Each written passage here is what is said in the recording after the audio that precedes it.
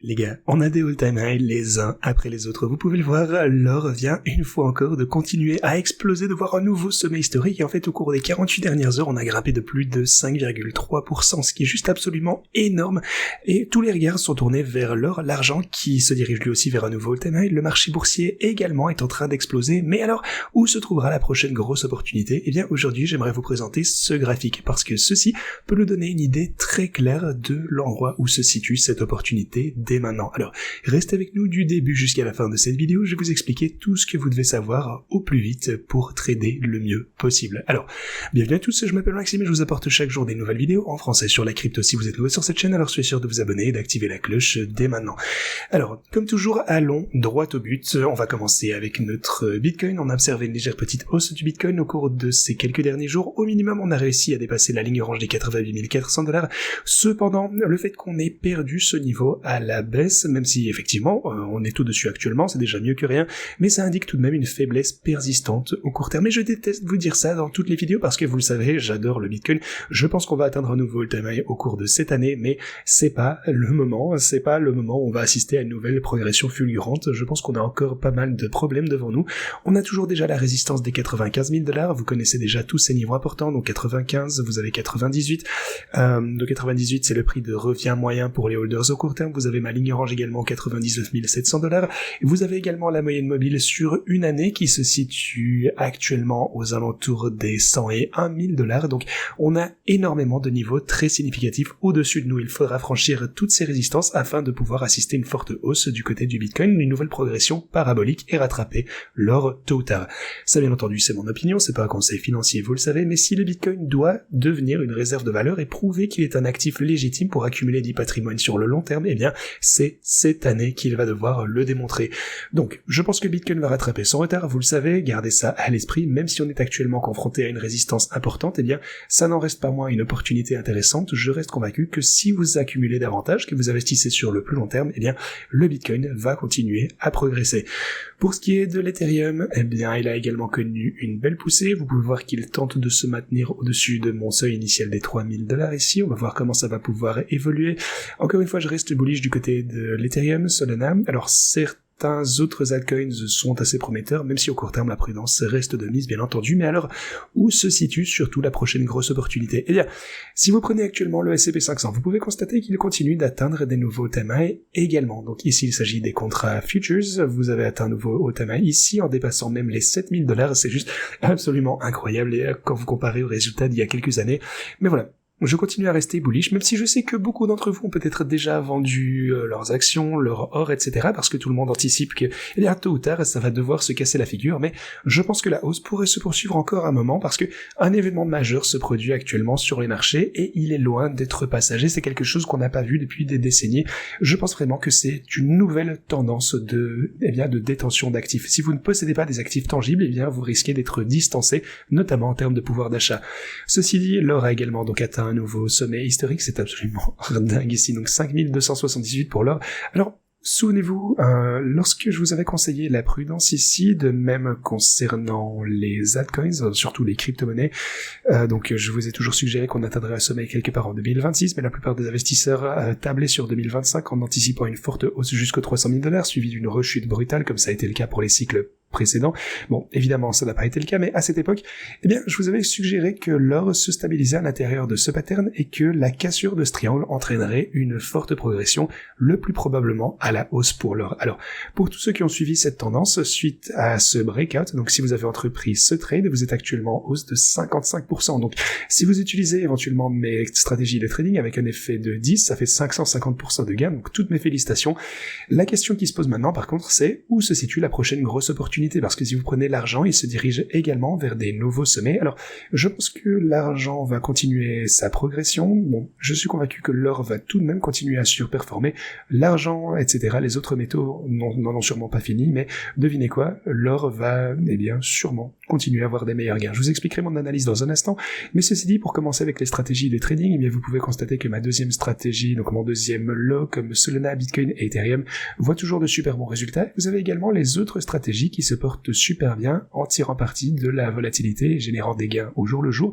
Lorsqu'on assistera à une forte poussée que je prévois au cours de cette année, eh bien, finalement, ces stratégies vont pouvoir toutes afficher des gains absolument exceptionnels. Alors, pour ce qui est des métaux, eh bien, vous avez l'argent qui se porte bien, l'or qui se porte bien, vous avez le cuivre, le palladium et le platine. Non, le cuivre, je pense qu'il n'a pas non plus trop brillé depuis que j'ai lancé cette stratégie de trading.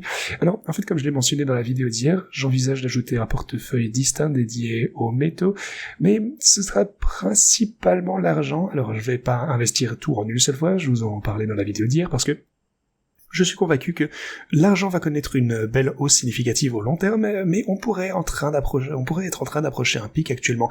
L'argent est plus facile à produire et à raffiner que l'or, pas vrai, ben c'est pour ça que l'or vaut plus de toute façon.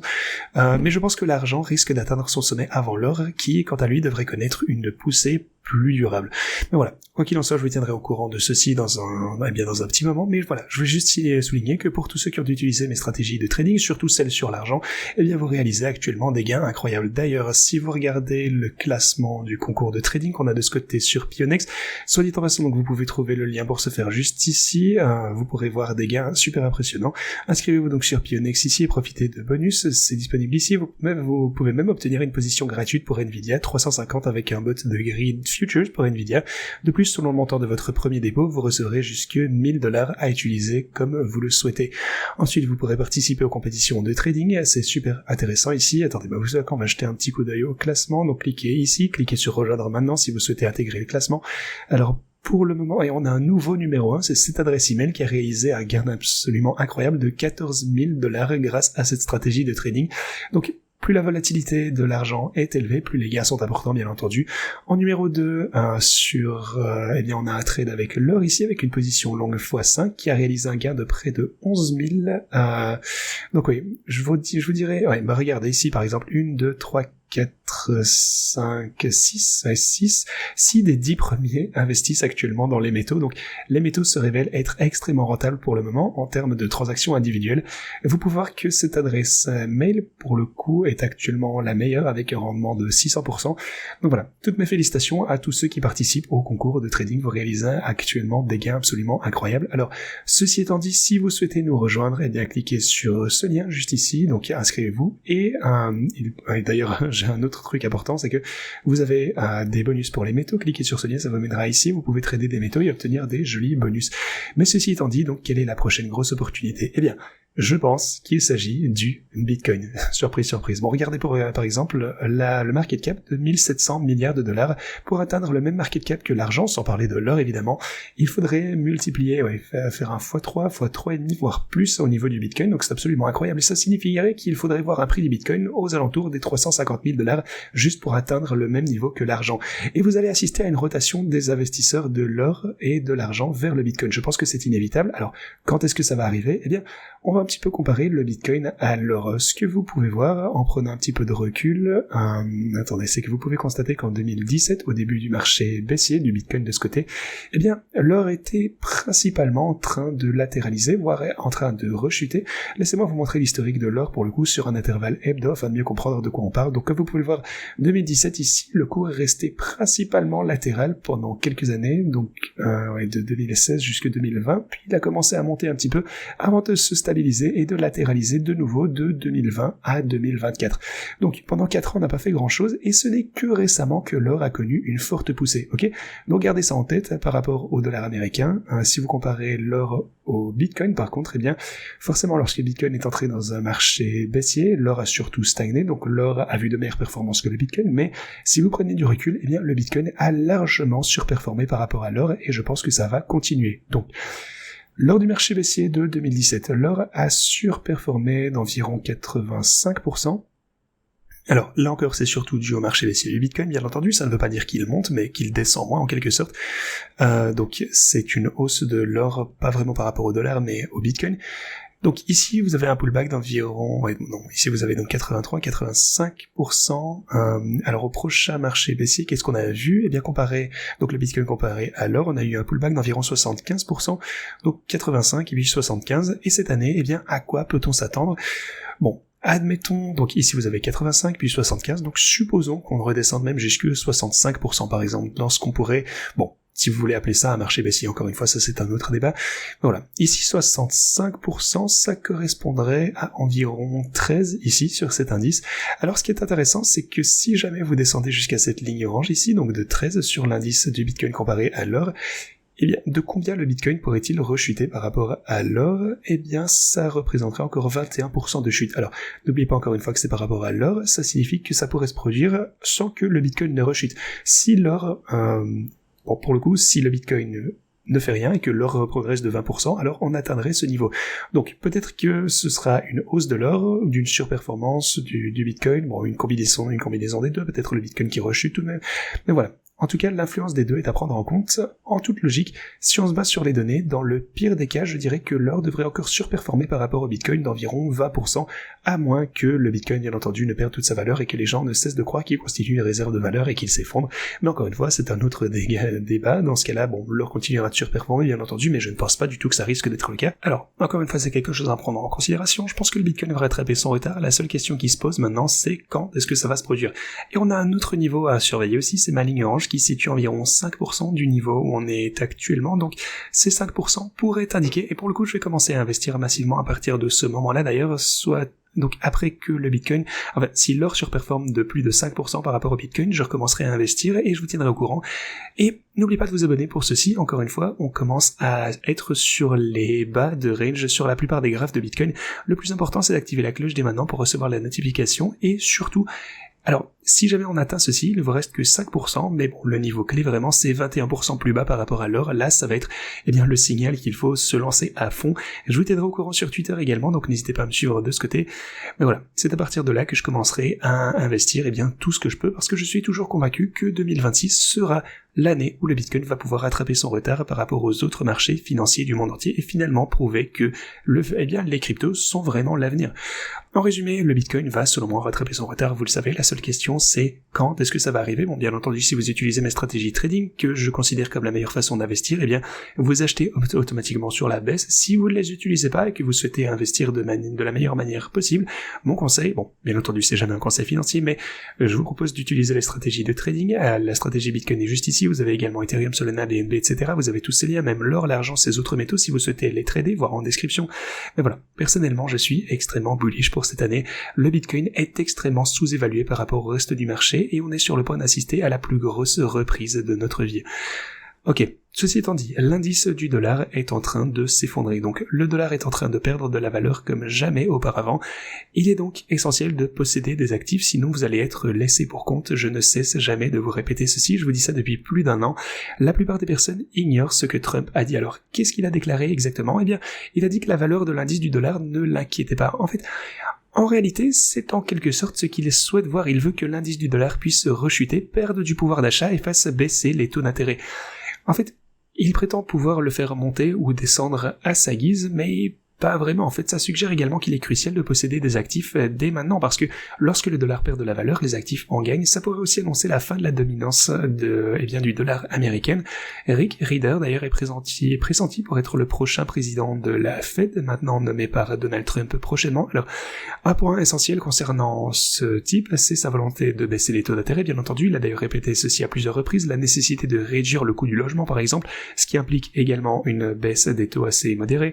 Par ailleurs, Donald Trump a annoncé qu'il nommerait prochainement le prochain président de la Fed, et il a par le passé affirmé que le Bitcoin pouvait largement remplacer l'or et que les crypto-monnaies étaient là pour durer. Donc, il est optimiste quant à l'avenir des cryptos, notamment du Bitcoin bien entendu, du moins il l'était en 2020, je vois pas pourquoi ça aurait changé d'ici là, mais voilà. Encore une fois, c'est quelque chose de crucial dont se souvenir, et la plupart des investisseurs s'attendent à ce que s'il est nommé, l'argent facile inonde à nouveau le marché, et donc le risque fera son retour, espérons-le, les whales auront fini de vendre, et c'est pour ça que je vous dis une fois encore, je sais que je vous répète la même chose tous les jours, mais je veux vraiment que Michael Saylor cesse de bloquer le marché, laissez les gens vendre. Lorsque le prochain président de la Fed va finalement être nommé, les marchés se tourneront vers l'avenir, et au moins on ne sera pas bloqué sur un marché où personne ne sait si le Bitcoin veut monter ou descendre. S'il est effectivement nommé président de la Fed, on analysera ses déclarations passées et futures pour tenter d'anticiper les réactions du marché, donc on observera une forte hausse des marchés à ce moment-là, et dans ce cas, je pense qu'il serait préférable que le Bitcoin soit descendu, j'en sais rien, à 80... Vous savez quoi, mon rêve maintenant ce serait qu'il descende encore plus bas, au lieu que Michael Saylor achète des milliards et des milliards de dollars, genre 10, 20 milliards à chaque fois, juste pour que les gros investisseurs revendent après ces ordres d'achat. Simplement, qu'est-ce que ça nous donnerait s'il laissait le marché chuter ici? Il absorbe tout seul la pression de vente plutôt que d'utiliser cette opportunité pour acheter plus bas. Peut-être même si vous voulez être à 82, qui sait 76, même plus bas, on s'en fiche. Je pense même qu'on pourrait avoir touché les 76 s'il n'avait pas maintenu le marché avec 20-25 milliards de dollars qu'il déploie toujours et toujours. Mais voilà, on constate les effets de la Fed et la prise de risque accrue des investisseurs. Finalement, lorsque le marché aura chuté, eh bien on pourra reprendre. À terme, le marché va commencer à se formaliser, on va rebattre nos anciens records historiques, c'est le scénario idéal. Donc gardez ça à l'esprit, comment les choses pourraient-elles s'aligner avec tout ce qui se passe actuellement. Je pense que la pression vendeuse n'est pas forcément finie, mais on n'en a plus pour longtemps avant que le marché ne se redresse. Ethereum est également à un niveau assez bas. Le prix de base ici, beaucoup de personnes ont un prix moyen pour l'Ethereum proche du niveau actuel. Donc si ce prix rechute, la situation pourrait être un petit peu risquée, mais ça représente également un support solide, et encore une fois, tant que vous tradez de manière raisonnable, que vous gérez votre marge, ça peut être une opportunité d'achat. Par ailleurs, je sais pas trop ce qui se passe avec cette whale. Hier, j'ai signalé qu'il liquidait ses positions, donc il a clôturé ses trades pour Ethereum, une partie du Bitcoin, et maintenant il est en train d'en racheter. Alors pourquoi qu'est-ce qu'il essaye de baisser son prix moyen? En fait, c'est son prix d'entrée.